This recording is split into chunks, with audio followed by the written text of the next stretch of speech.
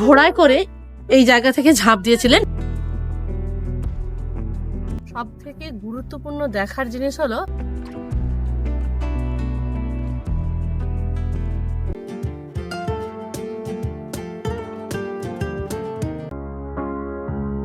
Hello friends, ফিরে এসেছি মধ্যপ্রদেশ পর্বের আর একটি ভিডিও নিয়ে। আজ আপনাদের ঘুরিয়ে দেখাবো একটি ফোর্ট, যা 1857 সালের সিপাহী বিদ্রোহের সাক্ষী। সামনে যে বিশাল প্রাচীর দেওয়া কিলাটি দেখছেন, এটি হলো ঝাঁসি ফোর্ট। ভারতের উত্তরপ্রদেশে অবস্থিত একটি ঐতিহাসিক দুর্গ, যা মূলত বীরাঙ্গনা রানী লক্ষ্মীবাঈয়ের 1857 সালের বীরত্বপূর্ণ সংগ্রামের জন্যই পরিচিত।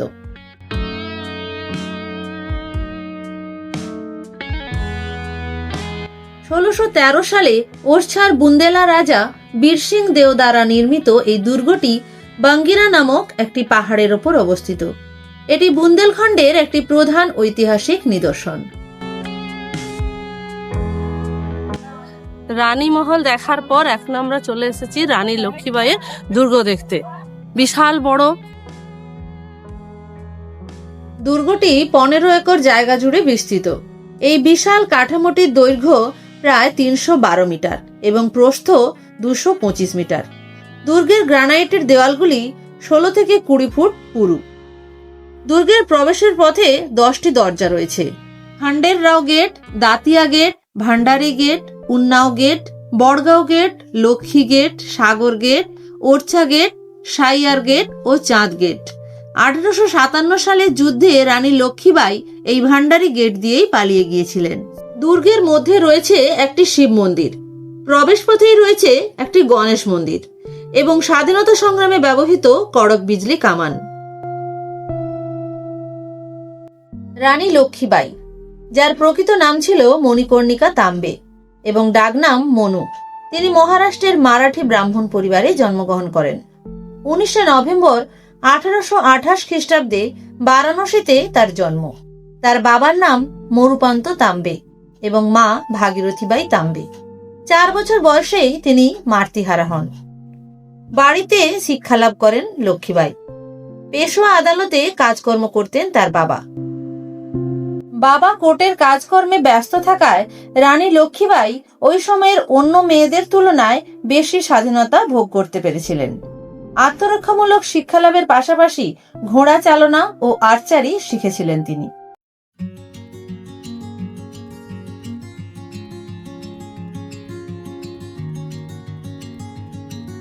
রাজা গঙ্গাধর রাও, যিনি একজন খুব ভালো প্রশাসক ছিলেন, তিনি অত্যন্ত উদার এবং সহানুভূতিশীল ছিলেন।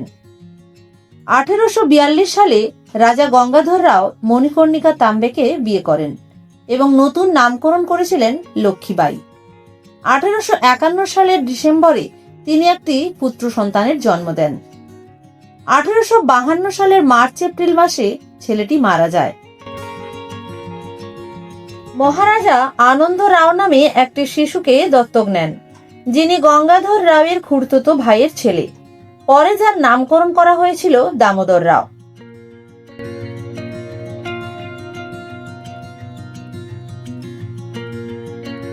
ঝাঁসি শহরের সব থেকে গুরুত্বপূর্ণ দেখার জিনিস হলো এই ঝাঁসি ফোর্ট।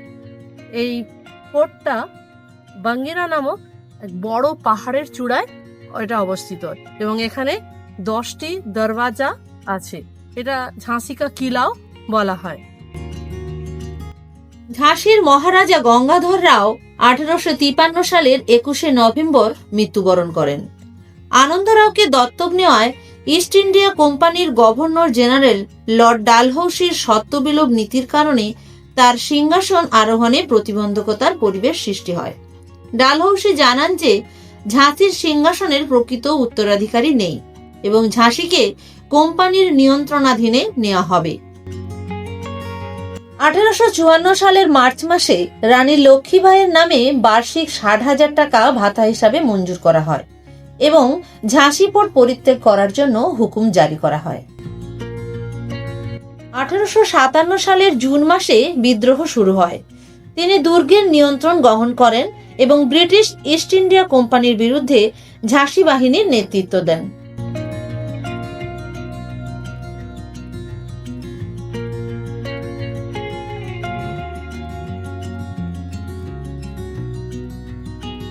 এই সেই জায়গা যেখান থেকে ঝাঁসির রানী লক্ষ্মীবাঈ তার পুত্র সন্তানকে পিঠে বেঁধে ঘোড়ায় করে এই জায়গা থেকে ঝাঁপ দিয়েছিলেন ইংরেজদের হাত থেকে রক্ষা পাওয়ার জন্য। এখান থেকে তিনি চলে গিয়েছিলেন গোয়ালিয়র।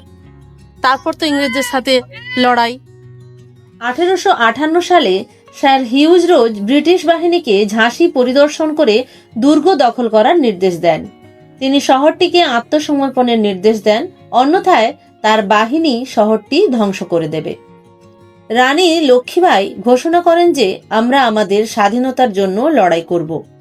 2 সপ্তাহ ধরে একটানা ঝাঁসির রানী ও তার নারী পুরুষের সেনাবাহিনী যুদ্ধক্ষেত্রে ব্রিটিশ শাসকদের বিরুদ্ধে সাহসিকতার সাথে লড়াই করেছিলেন। ঝাঁসির রানী তার শিশুপুত্রকে পিঠে করে বাদল নামক ঘোড়ায় চড়িয়ে ফোর্ট থেকে লাফিয়ে বাইরে বেরিয়ে আসেন। এরপর তিনি তাতিয়া টোপে এবং অন্যান্য বিপ্লবী সৈন্যদের সাথে গোয়ালিয়র দুর্গ দখল করেন। ব্রিটিশরা রানী লক্ষ্মীবাঈকে বলেছিল রানীকে মেরে তার কাটা মাথা ঝাঁসি ফোর্টের সামনে ঝুলিয়ে রাখবে। টানা 2 সপ্তাহ যুদ্ধ করার পর একটা সময় রানীর সারা শরীর ব্রিটিশের গুলিতে ঝাঁঝরা হয়ে যায়, আর তখন তার শরীর নিস্তেজ হয়ে পড়ে। তিনি তার সেনাবাহিনীকে নির্দেশ দেন তার শরীর তৎক্ষণাৎ জ্বালিয়ে দেওয়া হোক, তার দেহ যেন ব্রিটিশের হাতে না পড়ে। দুর্ভাগ্যবশত 1858 সালের 18 জুন ঝাঁসির রানী 23 বছর বয়সে গোয়ালিয়রে মারা যান। যখন তিনি মারা যান তখন রানী লক্ষ্মীবাঈ একজন সৈনিকের পোশাক পরেছিলেন। ফোর্টেরই এক জানালার ধারে বসে আছি, এখান থেকে পুরো শহরটা খুব সুন্দর দেখাচ্ছে।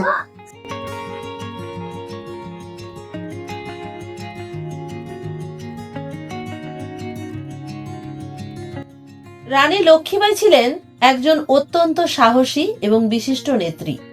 স্বাধীনতার জন্য তিনি নিজের জীবন উৎসর্গ করেছিলেন ও মৃত্যুবরণও করেছিলেন। তিনি সর্বদা নারী শক্তির প্রতীক হিসাবে স্বীকৃত হবেন।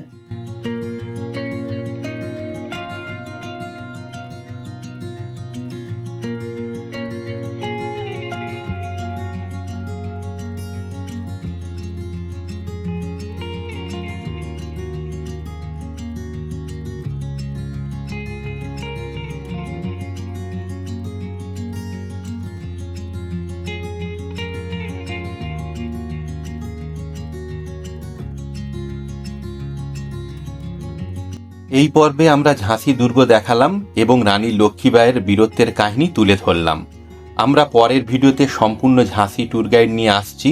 ভিডিওতে থাকছে ঝাঁসি কিভাবে আসবেন, কোথায় থাকবেন ও কি কি দেখবেন। তাহলে আজ এই পর্যন্ত, দেখা হচ্ছে পরের ভিডিওতে। ভালো থাকবেন।